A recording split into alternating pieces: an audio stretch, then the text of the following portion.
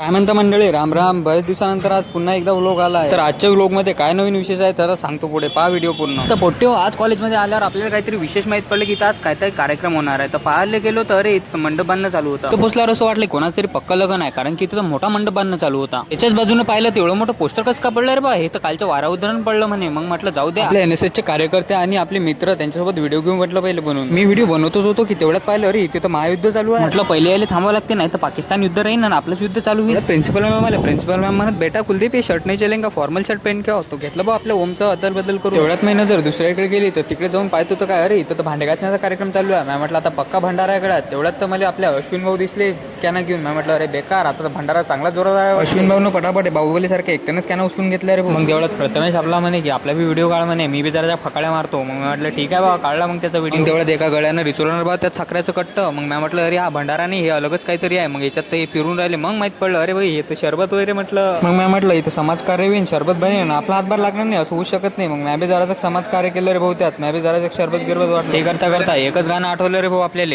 रस प्यायला ये म्हणलं माय. मी शरबत वाटतच होतो की तेवढ्यात पाहिलं अरे इथं तर लय समाजसेवक आता जमा झाले. आता इथं काही म्हटलं आपलं काम नाही, चला म्हटलं बा आता क्लास. फटाफट एक ग्लास फाडी मारला आणि निघालो रे बा पटपट क्लासमध्ये जायला. आजच्या पुरतं बस एवढंच, बाकी भेटू आपण पुढच्या व्हिडिओमध्ये. तोपर्यंत जाता जाता आपल्या रीलला लाईक आणि चॅनलला फॉलो नक्की करून घ्या.